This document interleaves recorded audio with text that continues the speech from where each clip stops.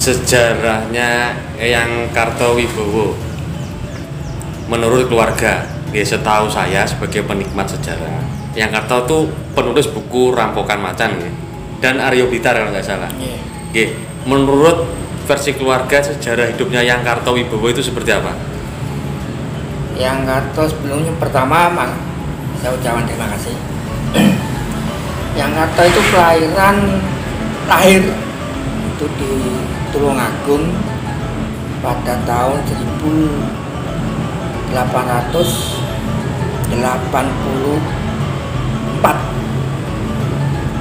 Beliau adalah putra dari Raden Kartodiharjo. Beliau Kartodiharjo itu ada keturunan yang dari Sunan Kalijogo, dari Panembahan Sunan Adi atau Sunan Ngadi atau Sunan Adi atau Panembahan Kali Kadilan. Kartowibowo adalah awalnya memang sekolah ilmu pertanian sekaligus juga murid sekolah pertanian di Bogor dan di Bogor IPB. Sekarang IPB ya. IPB. Sekarang malah di sana di IPB sana untuk sekolah pertanian itu malah di IPB sana diwajibkan untuk mempelajari karya Eyang Karto tentang ilmu-ilmu pertanian. Yang di sini yang tersimpan adalah buku-buku beliau yang tentang tata cara pengolahan tanah, menanam pari dan sebagainya. Beliau awalnya bertugas di Kawedanan Lingi karena di ilmu pemerintahan, karena beliau lulusan sekolah priayi di Probolinggo, kalau sekarang IPDN, sekolah Pamong Praja. Setelah bekerja di pemerintahan Hindia Belanda, karena ada kesalahpahaman, karena beliau adalah juga pernah menjadi wakil Menteri Kejaksaan Hindia Belanda di Lingi. Beliau dihukum atau dipecat karena menghukum orang Belanda. Saat itu yang menempeleng orang pribumi, beliau dipecat, diperbantukan oleh temennya yang di Ciloping, karena di Ciloping adalah sahabatnya. Setelah bukan dipecat di pemerintahan tapi dipindah ke ilmu pendidikan.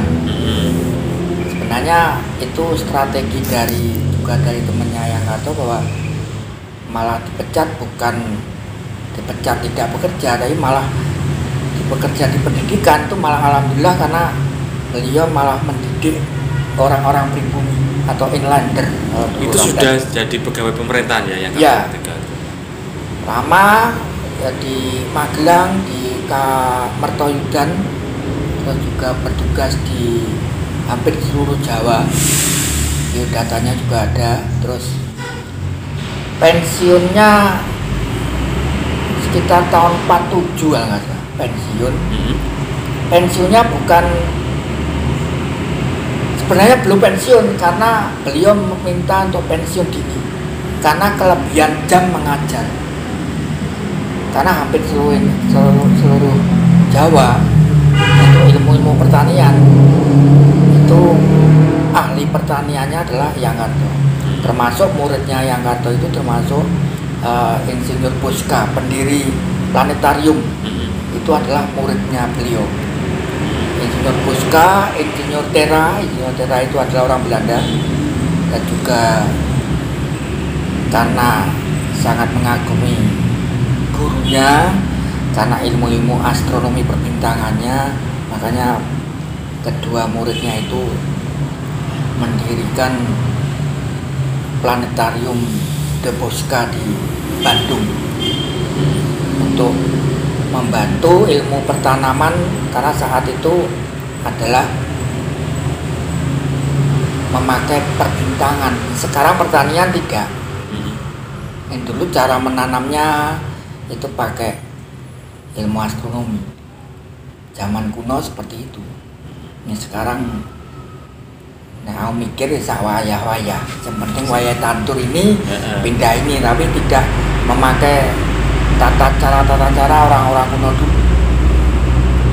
Dulu pakai astronomi ya? Ya, pakai perbintangan karena cara penanaman, karena mungkin ada macam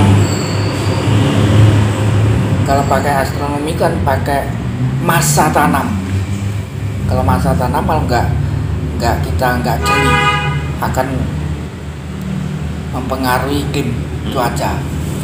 Tanam padi ternyata masa kering kan ya kasihan para petaninya. Jadi seperti dosen ya sepatu itu ya? Yang kata kan memang dosen, dia Adjunct Landbauer. Kalau sekarang adalah dosen pembimbing. Dosen pembimbing. Di kampus mana dulu? Dulu IPB ya. IPB. IPB itu di sana ada patungnya beliau. Bahkan sekarang masih ada Pak? Masih ada. Bahkan di sana ada ilmu yang teman-teman adik-adik saya yang malah yang tetangga yang sekolah pernah di luar IPB itu mata pelajaran beliau wajib. Bahkan ilmu-ilmu pertanian seperti di adik-adik di UNER itu malah banyak tersimpan juga tentang ilmu pertanian, ilmu caranya peternakan, caranya. Yang kata itu menguasai ilmu peternakan ya, perikanan, pertanian, khususnya hortikulturanya itu. Yang kedua aritmatika, ahli matematika, juga ahli bahasa.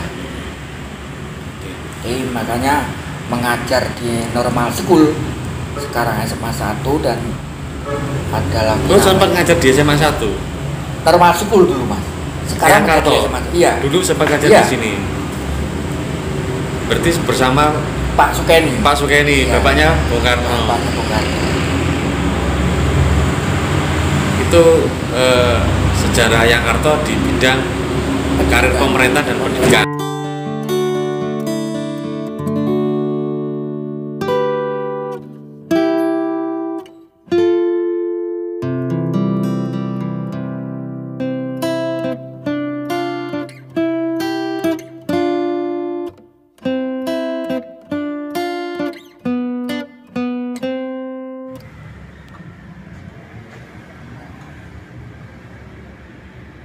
Ya Yangkarto ya ilmuwan, ya sejarawan, ya guru. Belum bisa saya munculkan karena banyak obat-obat kimia. Loh, obatnya tasnya reaksi nih? Masih Mas, katanya orang asintogas bahaya. Meskipun sudah puluhan tahun, tapi obat gimana tasnya reaksi nih ya? Masih.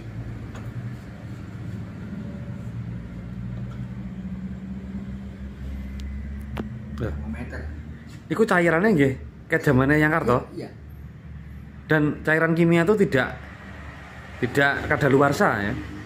Ya, karena nggak kadaluarsa karena kita belum nggak tahu karena ini kan belum pernah pecah. Dan juga belum pernah dibuka. Belum pernah dibuka.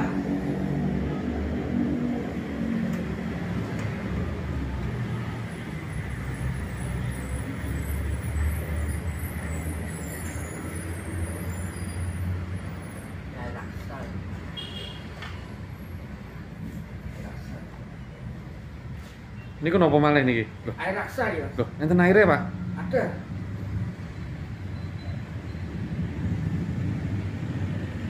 Air raksa.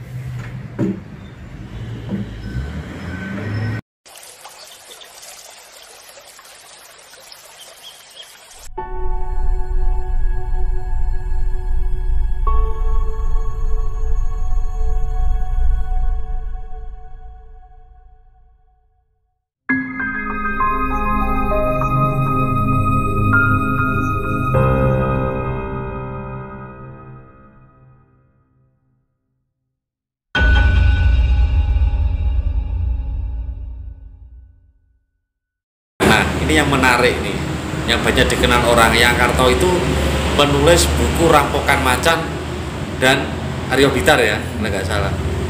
Itu bagaimana kisahnya menurut keluarga? Rampokan Macan itu kan zaman Raja-Raja Mataram.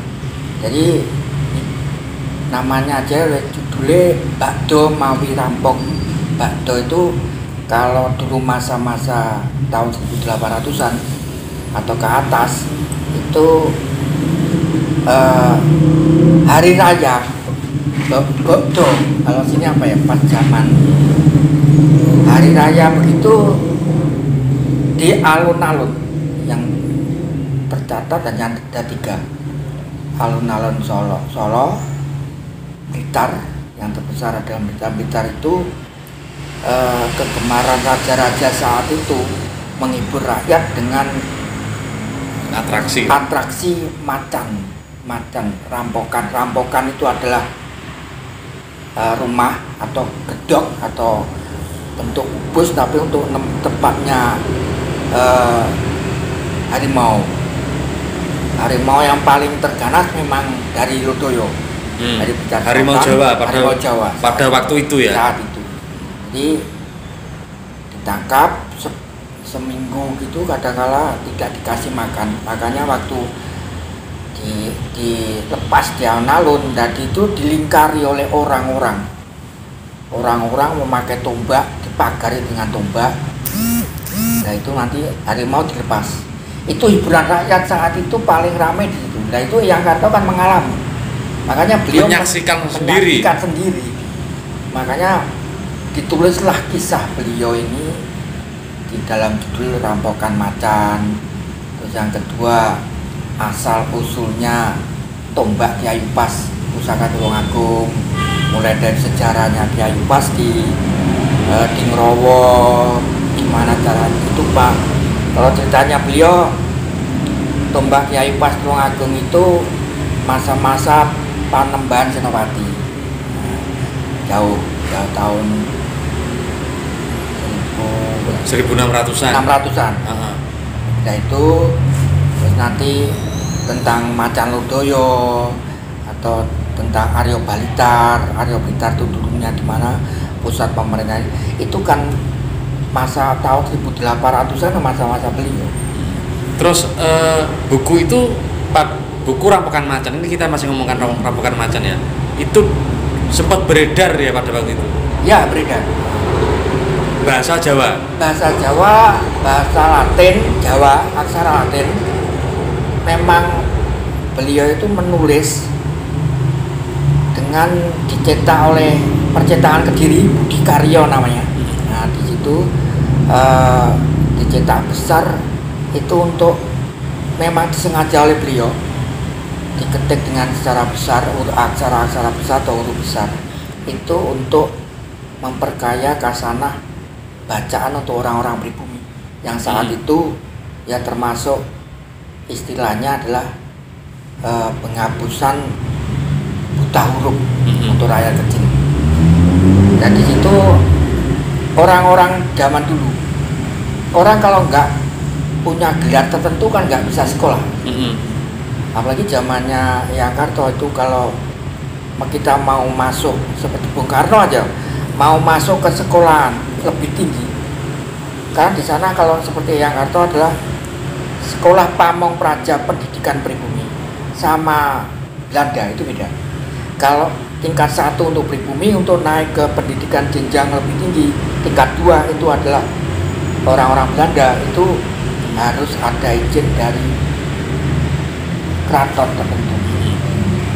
Sama dengan ini, kalau para petani biar nggak dibodohi sama penguasa saat itu, makanya dengan cara beliau nulis cerita rakyat itu diperbesar aksaranya untuk memberantas buta huruf pada orang-orang kecil, khususnya orang-orang kaum, kalau saat itu mengatakan kaum inlander, orang-orang pribumi yang tidak dikasih pendidikan yang layak.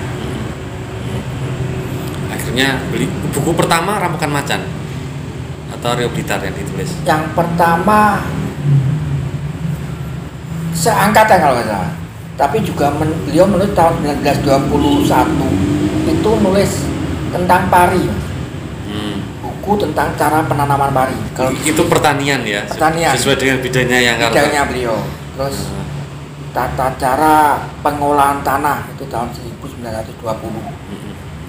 Malah setelah itu kalau nggak salah. Total karya buku yang ditulis Yayangkarto ada berapa?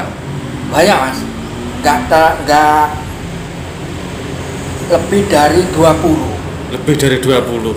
Kebanyakan memang ada yang disimpan di Belanda, di Leiden sana juga ada. Waktu Pak Jarot berkunjung ke Leiden, malah di sana beliau sangat kagum karya-karya Yayangkarto dibawa ke sana.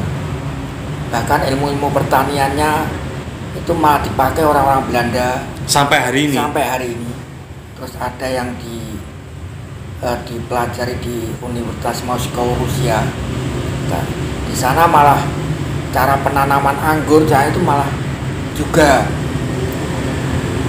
sedikit banyak juga dari ilmu dari Yayangkarto. Ya. Untuk rampokan macan kalau di sini tidak ada. Yang semua dibawa saya bawa ke Jakarta. Yang kedua banyak tersimpan di Fakultas Ilmu Bahasa. Kalau di sini paling banyak di UI. Ada bukunya ya? Ada di sana. Rampokan macan. Ya. Ada rampokan macan, ada ilmu pertanian, ada tersimpan. Kalau di teman adik-adik UNESA Surabaya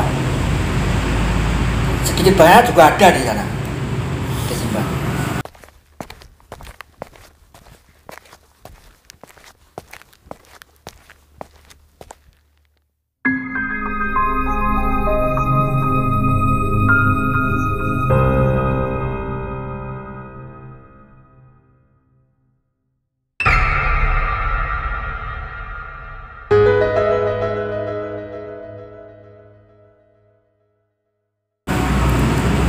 Terus untuk buku Aryo Blitar, nah ini juga menarik kalau menurut saya, karena sejarah Aryo Blitar sendiri sampai saat ini ada banyak versi. Nah, dalam buku Aryo Blitar yang ditulis oleh Yayangkarto Wibowo itu menurut keluarga seperti apa, Pak? Aryo Blitar, kalau di catatannya beliau, saya pernah memperagakan tentang teater, mas, karya beliau itu pusat pemerintahan Aryo Balitar, bukan Blitar, mas, Aryo Balitar. Itu di Rejo Tangan, sekarang namanya Bukit Joko Kandung. Itu kalau menurut saya itu situsnya ada, situs ya. Aryo Jeding. Jadi di sebelah utara mepet Kali Brantas. Ada yang Aryo Jeding itu tempat bersemayamnya Sengguru, man. Di situ kan ada gua. Ada gua tempatnya tapanya Sengguru. Kalau pemerintahnya di sekarang Pasar Tugu Rejo Tangan, itu ke arah selatan. Itu ada Bukit Joko Kandung namanya. Disitulah dulu pusat pemerintahan. Itu tertulis ya di bukunya ya? Ada, ya ada. Itu terus pusatnya kekuasaan itu meliputi Ngantang, Kepanjen, Tulungagung, Separo, itu kan masuk Blitar. Waktu Aryo Balitar, ya disinilah kadangkala perlu generasi muda itu menelusuri. Kalau cerita Yayangkarto itu ada dua, Aryo Balitar dalam sisi pandangan ada legenda, Aryo Balitar dalam sisi sejarah. Kalau saya sebagai cucunya, kalau catatan itu kita pandang sejarah, nyatanya ada tempatnya. Makamnya Sengguru juga ada. Terus nama Sengguru sendiri sekarang menjadi Kepanjen. Di sana pun ada namanya Desa Sengguru. Terus di daerah Joko Kandung, Bukit Joko Kandung, di situ ada tanaman bambu, tempat gantangan burung.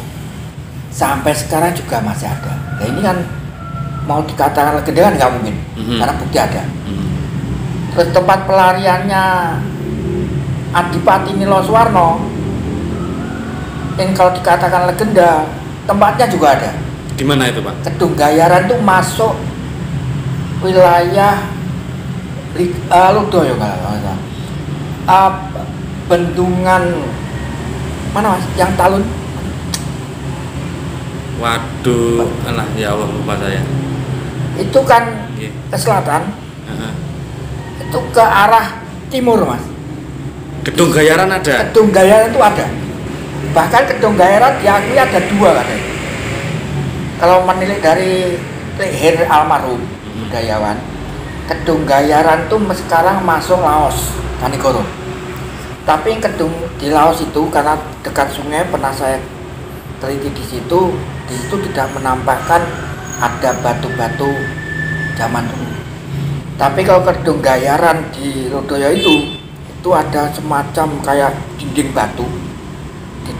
Sekarang karena di tengah hutan itu ada batu-batu andesit yang ditata batu bata, juga ada batu-batu andesit itu melingkar Kedung, dan orang-orang sekitar situ itu dulu tahun 1900-an di itu tuh Kedung. Jadi mungkin yang dikatakan dalam cerita tutur yang menyatakan bahwa Arya Blitar I atau Adipati Niloswarno itu meninggal di Malang, mungkin dulu situ masuk area Malang mungkin ya, Lodoyo masuk Blitar Mas. Tapi orang menyebutnya Malang mungkin. Pusat pemerintahan Blitar, Balitar itu kan di Rejo Tangan. Ngantang, Lingi, Selopuro terus ke sampai Panjen itu kan milik Balitar gitu loh. Kalau ini jalan dari cerita beliau ya. Setelah Arya Balitar pembunuhan, Sengguruh membunuh Arya Blitar di Kedunggayaran, istrinya yang namanya Rayung Wulan itu kan dilarikan ke Gua Selo Tumpuk, Selo Kajang. Gua Tumpuknya juga ada, malah di sana malah kemarin Gua Tumpuknya di Selo Kajang masih ada. Masih ya? Ada. Itu pun juga kemarin ngobrol-ngobrol sama Pak Lurah sama teman-teman Pok Darwis di sana. Itu sekarang menjadi tempat wisata malah. Dan di depannya Gua Selo Tumpuk itu kuda yang ditunggangi oleh Rayung Wulan yang sedang mengandung itu mati, dikuburkan di bawah pohon bambu. Sekarang pun dirawat. Pohon bambunya masih ada? Masih ada bambu kuningnya. Nah, itu kemarin saya ngobrol-ngobrol sama Pak Lurah sana, beliau sangat antusias untuk tetap dijaga. Terus lari ke pertapan Gunung Pegat. Gunung Pegat di sana ada petilasan. Di sana juga ada petilasan. Walaupun teman dulunya juga bukan Pegat, itu karena ada prasastinya Manghuri, prasasti yang di Mleri yang pernah saya terjemahkan. Di situ nama-nama desanya bukan, malah tidak seperti sekarang. Di situ setelah melahirkan Rayung Wulan di Gunung Pegat, karena beliau asalnya dari sana, beliau melahirkan Joko Kandung. Dan dari Joko Kandung atau Arya Balitar, pemerintahan ke sana kan dipegang oleh Sengguruh dengan gelar Adipati Arya Balitar yang kedua. Setelah Joko Kandung besar membunuh Sengguruh, makanya Sengguruh makamnya keluar dari mana? Arya dari Bukit. Mas, lo badhe nunut tempe jagung. Monggo. Oke. Makanya Sengguruh dimakamkan yang sekarang di baratnya Stasiun Sepur Rejo Tangan. Iya. Nah, itu kan keluar jauh. Itu pembunuhan di tengah jalan. Nah, itu terus baru tahun 16. Kalau catatannya tahun 1677. Ada catatan tahunnya di situ. Ada. Di buku. Ada. Tahun 1677 kan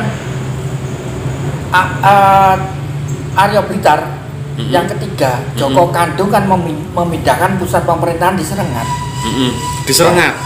Di Serengat lama Mas. bupati yang terakhir kan Dorotejo Kusumo yang makamnya di atas bukit. Nah, itu pemerintahan terakhir. Dorotejo itu berarti Bupati Serengat ya? Bupati Serengat. Bukan Wedono. Ya saat itu bupati. Ya. Bupati.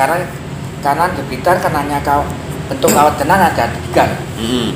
Serengat, Pelini, Lodoyo. Itu dulu kan kalau pemerintahan administrasi kan sebuah negara sendiri kan. Pelini juga sama. Makanya dari situ tahun 1677 Aryo Blitar atau Jawa Kadung dipanggil Amangkurat ke Kartosuro. Itu cerita di dalam buku ya? Ya, dalam buku. Dan yang sekarang dari Serengat dipindah lagi ke Desa Blitar. Desa Blitar kalau nggak salah di situ ada perpecahan administrasi karena Blitar terlalu luas kalau meliputi Ngantang, meliputi Ulingi, Panjen, sampai Tulungagung. Iya, sampai Tulungagung. Kalau Tulungagung kan pusat pemerintahnya dulu kan di Ngerowo. Tulungagung Selatan kalau sekarang. Di Ngerowo. Iya, Ngerowo itu di sana pusat pemerintahnya di situ, bukan Tulungagung sekarang. Makanya Kiai Upas, Mbak Kiai Upas yang diceritakan oleh Yang Karto itu adalah dari Ngerowo. Makanya sama dari Blitar terus dipindah lagi ke Blitar yang sekarang. Itu masa pemerintahan Patih Jodhidjo. Karena stasiun kereta api itu dibangun tahun 1885. Karena suatu Patih Jodhidjo itu era Bupati Warsokusumo ya. Patih Jodhidjo itu kan Patih Blitar. Beliau memang merangkap Brebek. Saat itu kan pusat pemerintah Blitar ada sedikit kekosongan, beliau merangkap Bupati Brebek, makanya ada Brebek Bersatu juga di Nganjuk kan. Kerangkap Bupati Brebek. Iya. Yang Jodhidjo. Iya, Patih Jodhidjo. Makanya terus pindah ke sini membangun stasiun kereta api, terus kantor pos, penjara. Masjid. Jadi yang kita lihat sekarang ini. Makanya suatu kadipaten atau pemerintahan saat itu yang tidak boleh lepas adalah satu penjara, harus di sebelah kiri, kanan masjid, depan alun-alun. Depannya alun-alun adalah stasiun atau kantor pos. Itu wajib mas, suatu pemerintahan zaman saat itu. Terus kembali lagi ke buku Aryo Blitar. Oke. Artinya Joko Kandung memindahkan pusat pemerintahan di Serengat. Sekarang imigrasi itu atau di mana tuh letaknya kalau? Ya mungkin kalau letaknya sekira saya, karena saya juga belum pernah masuk mas ke Kawedanan Sengati. Kalau memang kantor pemerintahannya mungkin di situ. Di situ. Iya. Karena terakhir itu dulu kantor Kawedanan. Iya, kantor Kawedanan memang. Mungkin di situ, diperkirakan. Diperkirakan di situ, makanya ya harus di riset lagi ya. Iya, kalau saya orang sejarah memang harus di riset. Benar-benar kita tetap mendengar petuah-petuah di Wotengan, orang-orang sepuh-sepuh, karena memang bagaimanapun lebih sepuh sana. Jadi kita tetap panggil, tapi kita sebagai generasi muda ya harus tetap riset. Karena biar tidak selektif sama generasi muda. Terus itu ada catatan nggak di buku? Kira-kira Adipati Nilo Suwarno itu bertata tahun berapa di Blitar?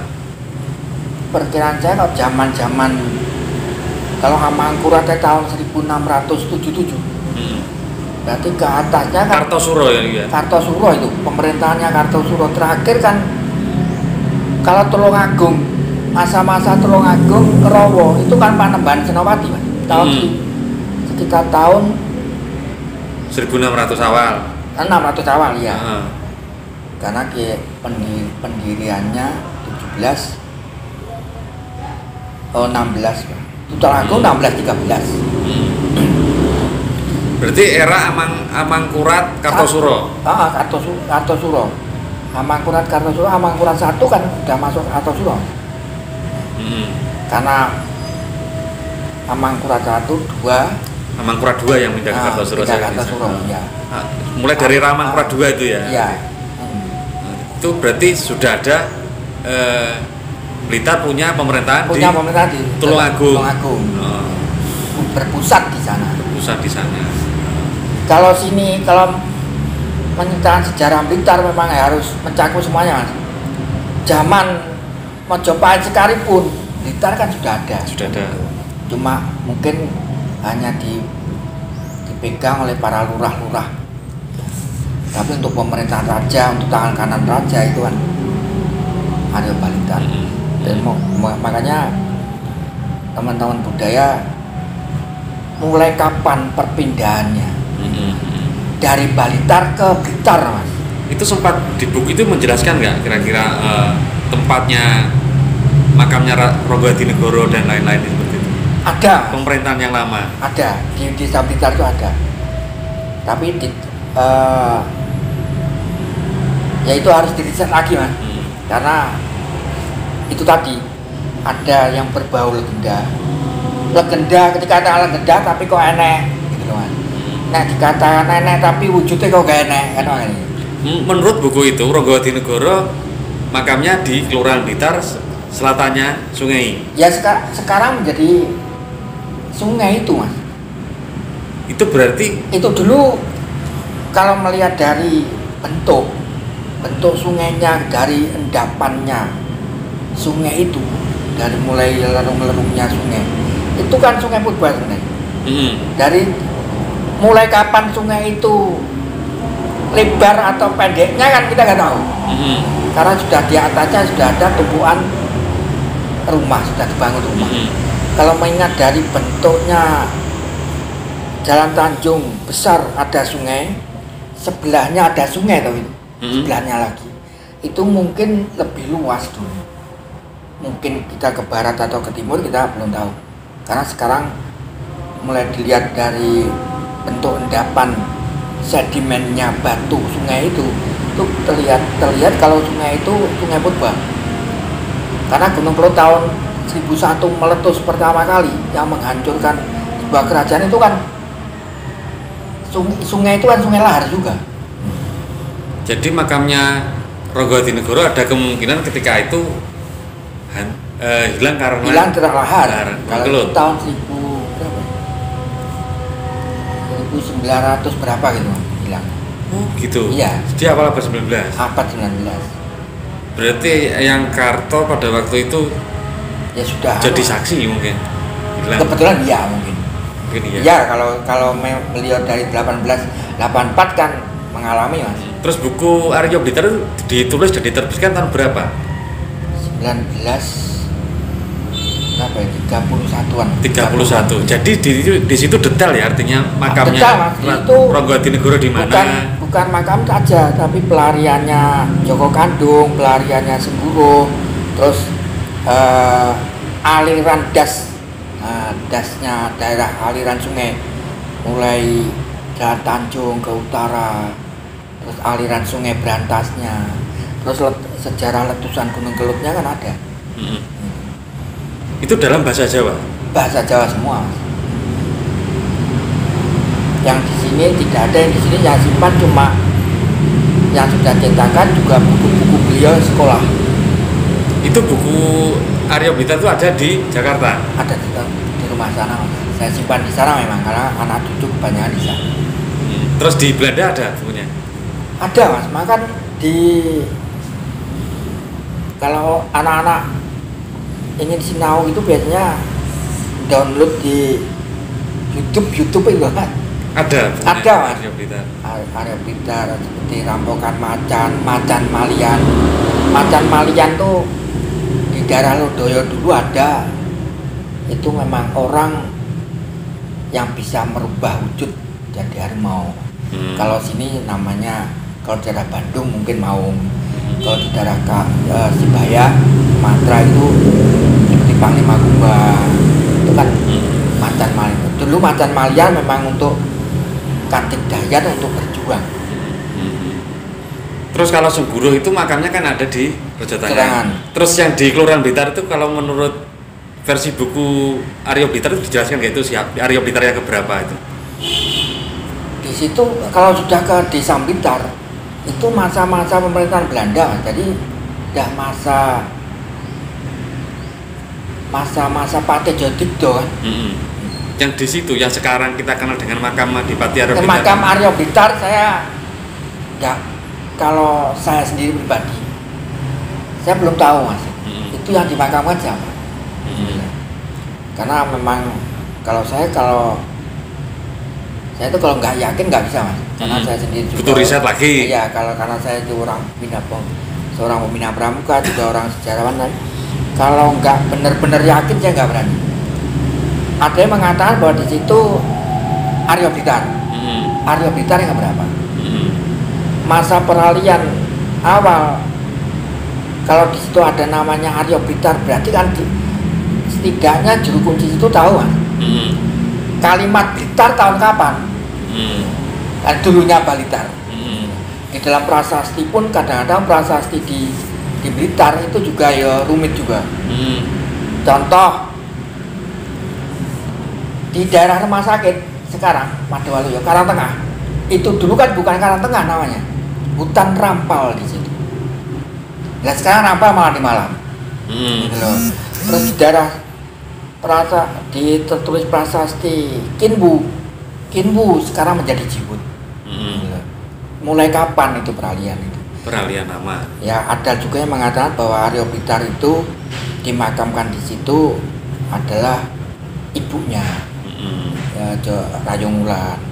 Terus ada lagi kalau memang Rayung Wulan sendiri punya saudara kan, punya kakak namanya Putri Rumi Kinali. Kalau dia memang orang, tidak ada wujud. Yang jelas tidak ada wujud, dan Blitar juga ada kok. Terus sekarang yang pertanyaan di situ ada yang mengatakan yang dimakamkan Tumba. Makanya saya cocok senjata petilasan Aryo Blitar.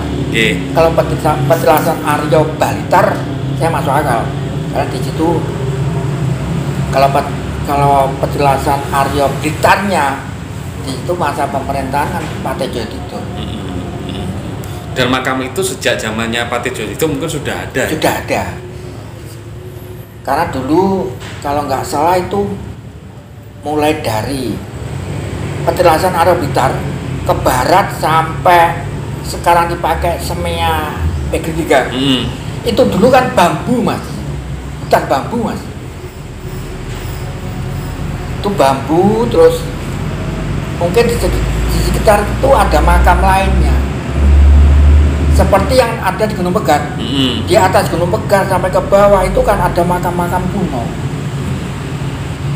Yang repot sekarang itu belum diteliti kapan siapa yang dimakamkan.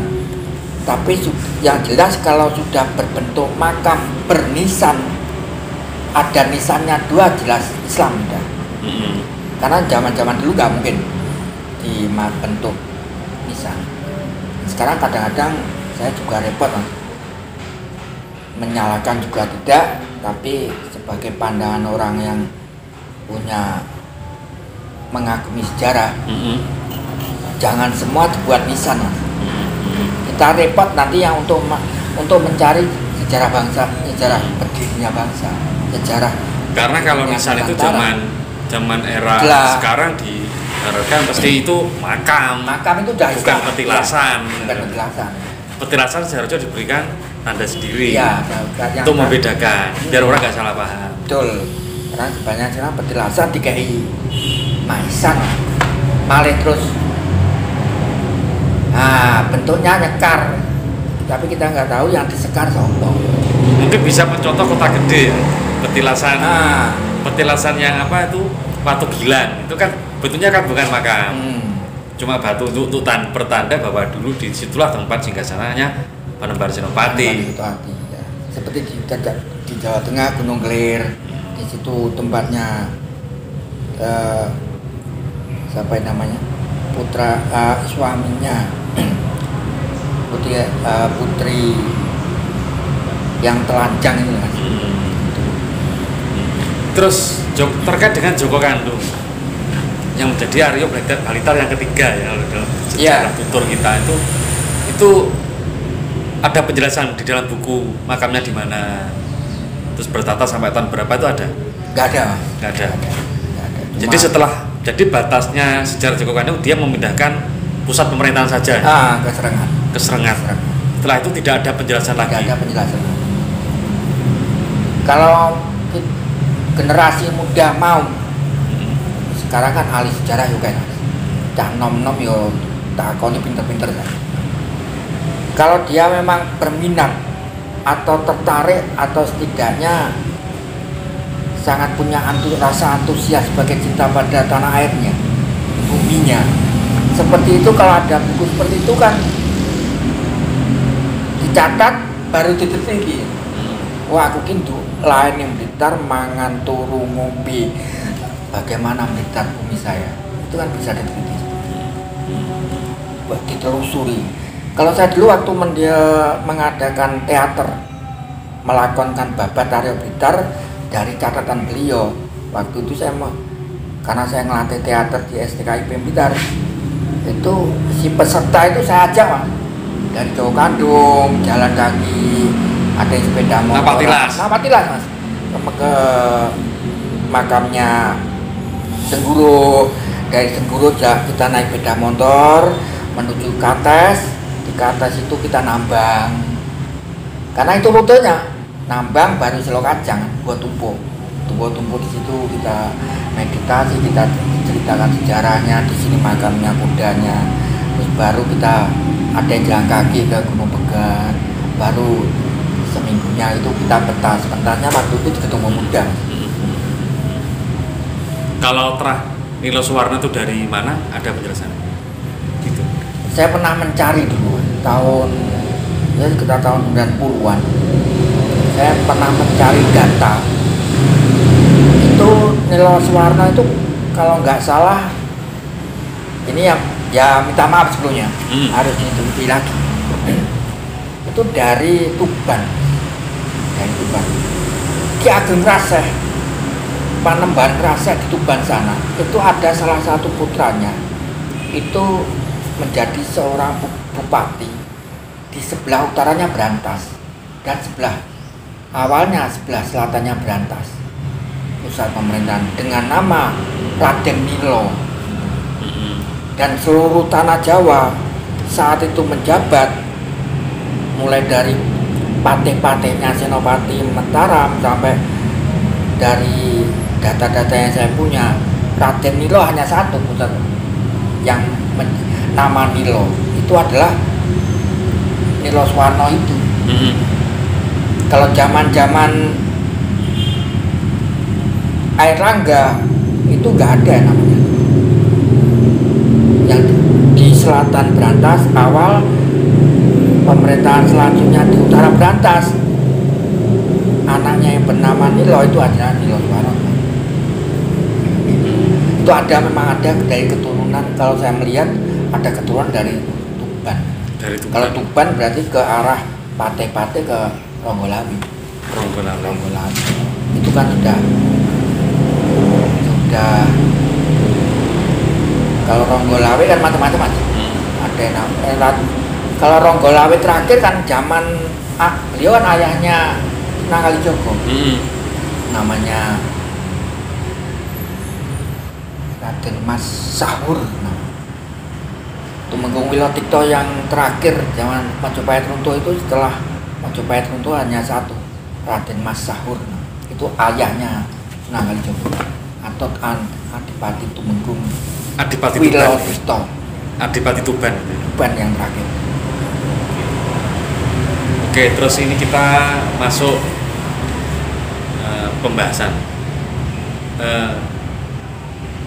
persaudaraan antara Eyang Kartowibowo dengan Bung Karno itu seperti apa? Silsilahnya. Kalau silsilahnya saya ceritakan ya yang bisa saya mampu aja Mas. Bung Karno kalau sama Eyang itu kalau beliau datang ke sini, ini masih ponakan ya? Ya masih ponakan, itu kebanyakan kan mungkin tentang politik juga. atau jauh-jauh hari waktu Bung Karno setelah lulus pertanian insinyur itu di Istana Gebang, terus datang ke sini itu ngobrolnya enggak jarang ada yang jadi saksi, Mas. Karena kalau Eyang Karto itu kalau sudah nerima tamu, karena rumah ini dulu karena banyak abdi, orang dulu kan punya sopan santun, Mas. Kalau orang tua ngobrol, si abdi dan anak istri itu kan menjauh. Rasa sopannya santunnya nggak ada yang mengintip lah ini. Tapi pandangan orang-orang sini juga paham, yang sudah sepuh-sepuh ini pernah mengetahui bahwa Bung Karno sering ngobrol, sering kesini karena baca. Dan Bung Karno itu tidak pernah lepas dari buku. Sama seperti Eyang Karto. Beliau tidur mesti ada buku. Makanya kamarnya ini, kamar kosong ini sejak tahun 1948 ini kosong, Mas. Yang sampai, sini? Ya, sampai detik ini. Itu rumah, itu tempat tidurnya Bung Karno. Di sini nih? Ya. Kalau karena yang sebelahnya itu ruang buku. Itu dulu luas, Mas, bukunya, tinggi. Itu ada batasnya, Mas, ya. Itu banyak yang rusak karena memang zaman Belanda. Nah, dan ada penjajahan Jepang juga kan banyak yang dirusak. Itu sebelah situ memang ruang pavilion, memang perpustakaan buku.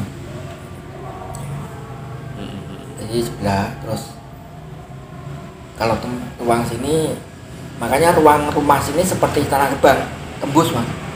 Tapi banyak yang saya tutup juga. Kamar mandi tembus ke kamar tembus. Ini sama juga, sini kosong, tembus ke sana, ini tembus.